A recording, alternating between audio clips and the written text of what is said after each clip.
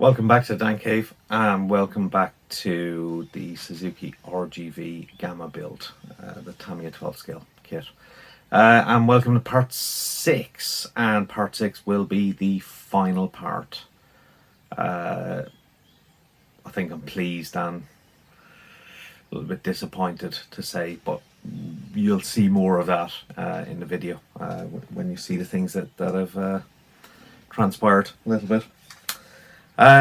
So part 6, part 5 kind of got the kind of frame and exhaust and stuff finished. Clear coat was done, all that kind of stuff, and you saw all the problems that kind of went along with that. The decals went wrong on the early painting stage. The clear coat went a bit wrong. All self-induced mistakes, and this final part is not without its challenges and issues as well. One of which that I think for some people would have been possibly a project killer, with sadly a broken crucial part. But you'll see that if you sit down and watch this video. But that's the kind of disappointed bit. I am pleased to say I carried on and ploughed through, and I get to the end, and there'll be some photos obviously of the completed kit at the very end. So this video is not hugely long. I think because of the issues I ended up compressing quite a lot, trying to get everything kind of in there at the very end, just to kind of show you how it got to the final stages, and to try and convey some of the elements of frustration and a little bit of disappointment. But you know what, things sometimes go wrong, and for me, when things go wrong, I quite like to kind of plough on and do the best job I can with the issues that are in front of me. I tend to build a lot of kits, so this one is done and dusted. We'll put it away and we'll move on to the next one. But let's not put the cart before the horse. Watch the video, watch the footage, and I'll talk about the issues a little bit more at the end. So for the moment, let's get you to sit back and relax. But just before I do that, please give a like, please drop a subscribe, please leave a comment if you want. If you've already done all those things, thank you very much. If you're new to the channel, feel free to have a subscribe and look at some of my other videos and say hello, etc. So sit back, put your feet up, grab a drink, and enjoy the video. And I'll talk to you all later. So see you in a bit. And it's straight into this build. So as with most builds, we're starting with some part removal from the sprue, and a little bit of cleanup.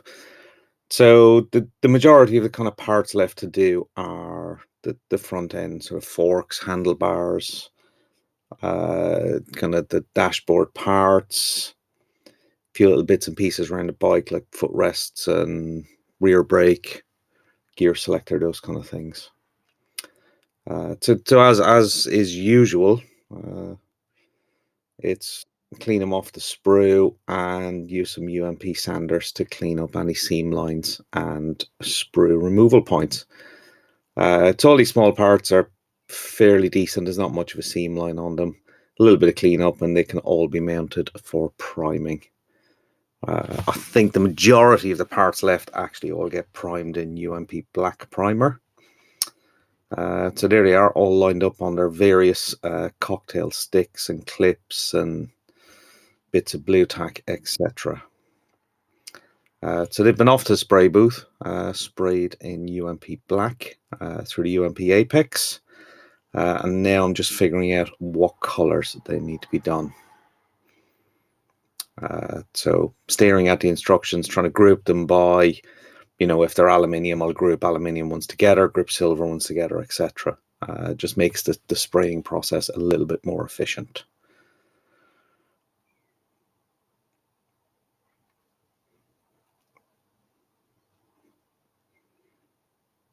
So it's worth checking through the instructions.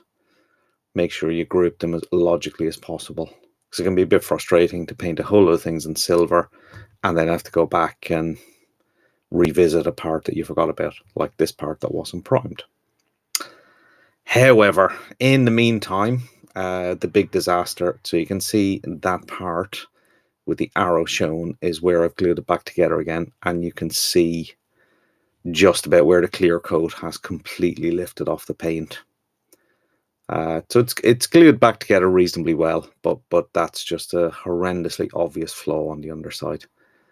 I could have stripped it, but I've already stripped this once. I've already bought a spare set of decals, so it's just been glued back together.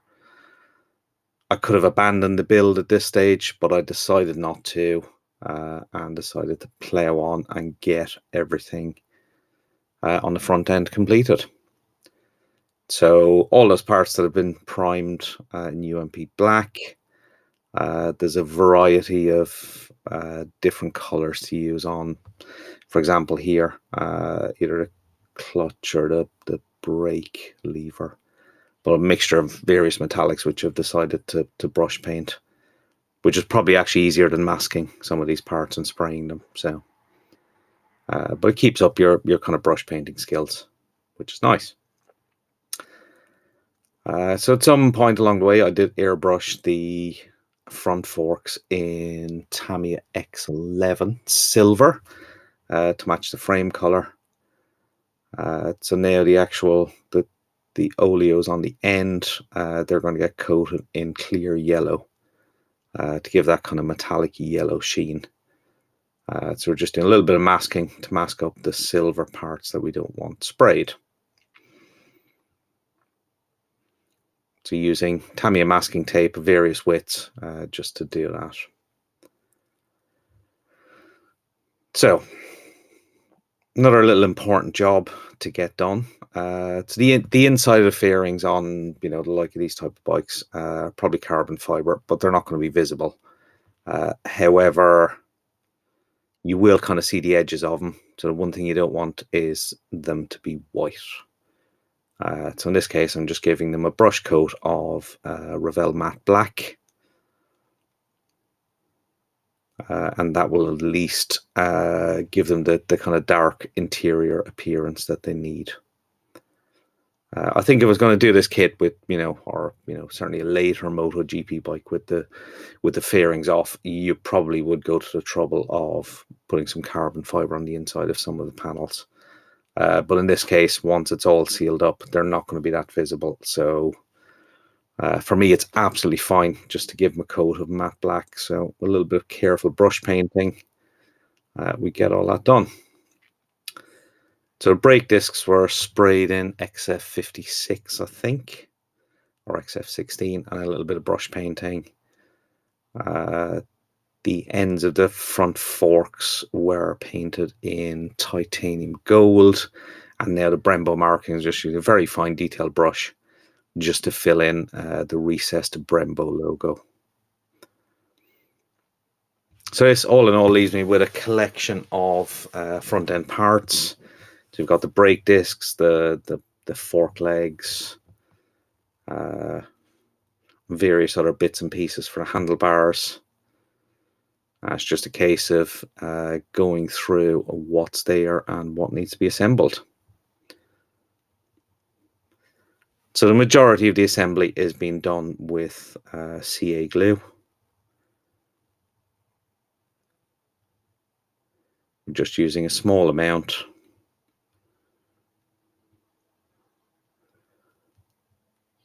And then there's the top of the front forks to be added on. So that's where all the kind of the adjustments for the fork settings tend to be located. Simple enough, they fit in the recess absolutely perfectly. And then on the underside, there's the mountings for the clip-on hand grips. So a little bit of a check of the orientation, just make sure they're oriented correctly. And they fit snugly into place. So for the individual hand grips, I tend to find it's easier to get all the tubing mounted before they're kind of mounted, because you can risk kind of breaking them. But an easy enough job. Use a little dab of CA glue and push the tubing on. Now I do sometimes like to use PVA for this, but because of the problems I've had, I was kind of, right, I want to get this to the end fairly quickly. So I just decided to use CA glue in this instance. PVA works absolutely fine, but it's got a slower cure time. But I was basically, I had everything painted, so it was just, right, let's get it all assembled and get it complete. So in the Tamiya instructions, there's all the lengths are called out for the various bits of tube, and they are printed in the instructions in full scale. So it makes it quite handy for trimming them off the roll of tubing you get with the kit. So once the majority of them are on, I can mount the actual hand grips on. Again, making sure the orientation is correct on them all.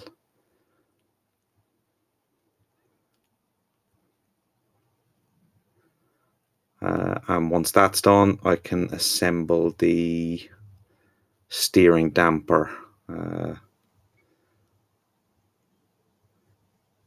to the top of the handlebar yokes. So there is a screw that goes down through the top of the frame for handlebars. So I just do a quick check just to make sure I'm picking out the right screw. So again, the dimensions of the screws are called out in the instructions. I tend to find it's handy just to make sure that I'm picking the right one. Sometimes if you've got like an 18mm screw and a 20mm screw, it can be easy to pick up the wrong one. So I tend to just check them before I use them. So those parts are assembled, held in place on a frame, and the screw is dropped in. And using the provided screwdriver is screwed in place, and that will hold the top of the handlebars in place.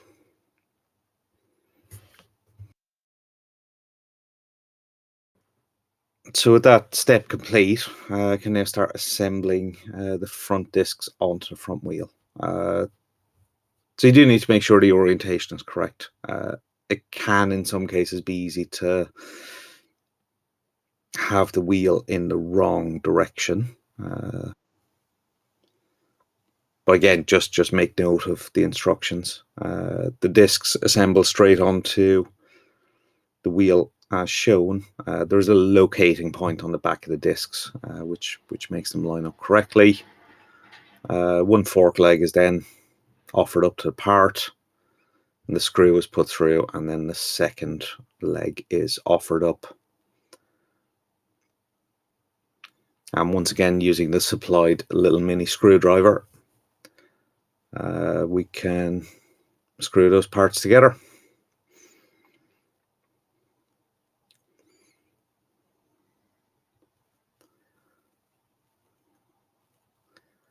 So once that's complete, there is some of the vinyl tubing used for the brake hoses, and that's added, and then the front fender, front hugger, whatever you want to call it, mudguard, gets added to the assembly.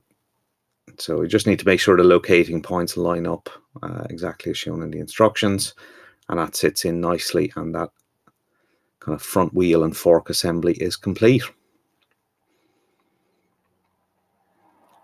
So with that done, that can then get inserted into the top of the handlebars and the top of the suspension legs that were put together in the previous step. And then it's a case of working our way around all the kind of tubing and getting that located properly, and get the brakes kind of wired up to the right places. again, it's a case of just kind of follow the instructions carefully on this to make sure they're all routed correctly over and under the right parts.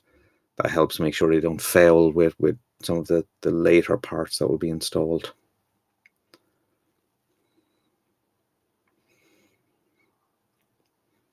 So there's one remaining part on the underside of the kind of rear hump, rear fairing. So a little bit of CA glue.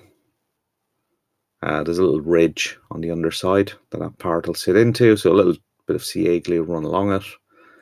Pop that part in, and that's nicely secured. So again, a little drop of CA glue just to place the seat.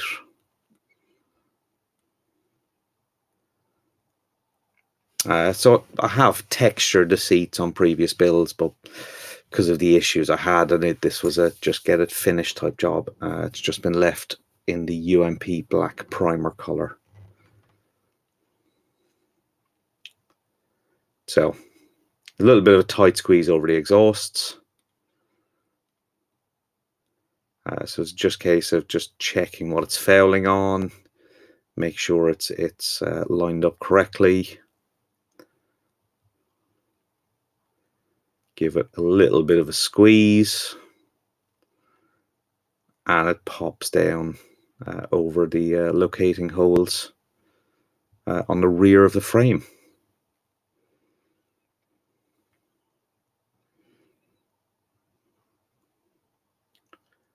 So just make sure it's nicely aligned, and then there's one screw at the front attaching to the top of the frame.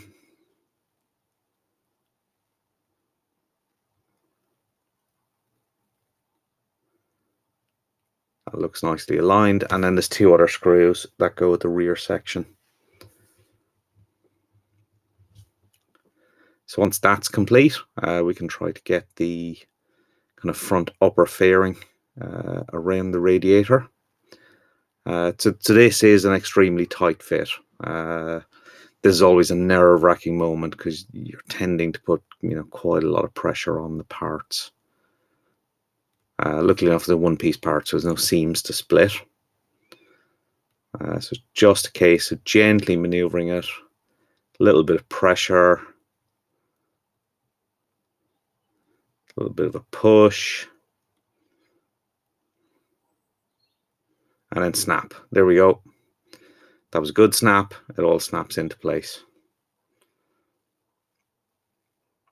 So there's a couple of support pieces to support the upper part of the fairing. They go on the top of the frame, and then there's one screw on either side, which attaches it directly to the side of the frame. So again, this is one of these areas where people have replaced the screws with magnets. I think on this particular bike it would have worked quite well because there's not a huge amount of fouling. But because the screws actually sit quite well into the recessed holes, they're not too noticeable. They're okay. Then a couple of dabs of CA glue to attach the fuel tank, and then it's attaching the part that's been the bane of my life in this build, the lower fairing. So that just clips into place. There's a couple of mounting holes which should just snap either side of the top fairing.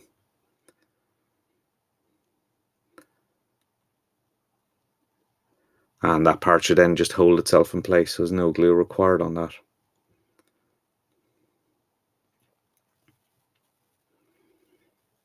So a little bit of maneuvering, and that part's safely and securely in place. So yeah, so that's pretty much it. So it's time to use some of the UMP shine from the UMP polishing system. Spray it directly onto a microfiber cloth, and we'll just give the bike a little bit of a wipe down. Try and get rid of some of the fingerprints, etc. Try and make it a little bit shinier. some of the parts there's just no redeeming, where there was issues with the clear coat, etc. But you know, I've done the best I can. So these are the pictures of the completed build. So overall, I think it looks okay. You get close to it, you can see the flaws. Certainly I can, because I know they are through build. But it's another kit completed, and it looks okay on the shelf. So let's go back to me for some final thoughts. Yeah, so this is the end of this video. So you've seen the issues I've had.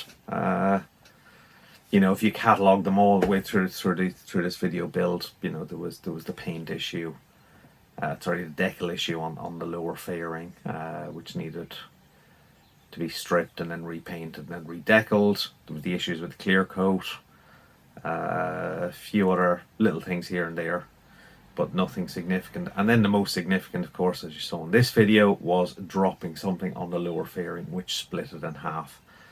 Now, very easily could have gone, right, that's it, shelve it, bin it, whatever, move on to something else. But I decided, no, glue it back together.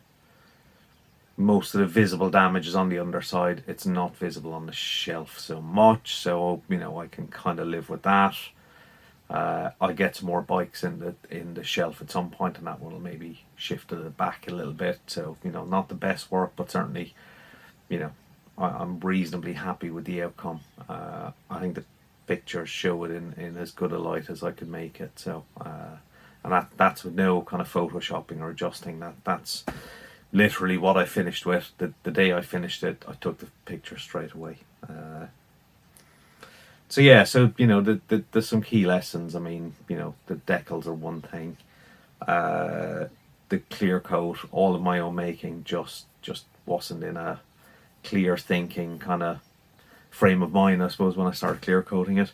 Then obviously leaving an open box with parts in it and shifting stuff around, managed to drop something on that bit and broke it. I think had I not already replaced the decals and already resprayed that part, I may have been tempted to strip it, redo it, and start from scratch on that bit. That would have been, the proper fix. But having kind of already invested in a spare set of decals, I decided, no, I'm just gonna glue it back together and plow on and get to the end, which is what you've seen today. So I hope it's provided some entertainment, maybe some amusement on some people's part.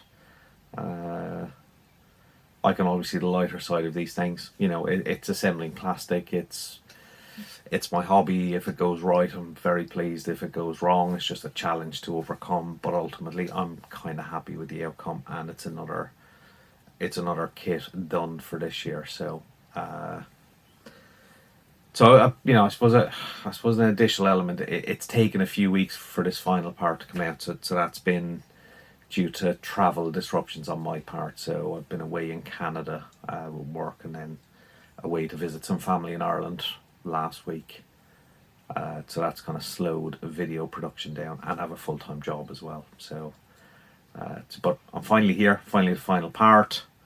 There'll probably be a bench review in the next week or so, a little bit later than normal. That'll be a bit of a look back at November, which actually wasn't that productive, and that'll I'll talk about kind of the next few things coming up in that. I'll also talk about, I'm going to try and do a review of everything I've built this year, which I'll hopefully do either just before the new year or just into the new year, and that will look at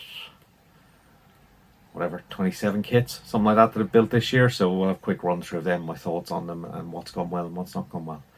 However, this is it for this video, so thank you for watching. Please drop a like if you've liked the video. Please drop a subscribe if you're not a subscriber. Click the bell notification and you get notified of any videos as they come out. Drop a comment if you want. But if nothing else, thank you for watching, and model on, everybody. And I'll see you in the next video or on the ISM Friday night live show. So there's links to ISM in the description below. Come and see us on Friday night. And join in the chat and let's chat about modelling and all those kind of things. So thank you all for watching. I'll see you all later. Bye bye.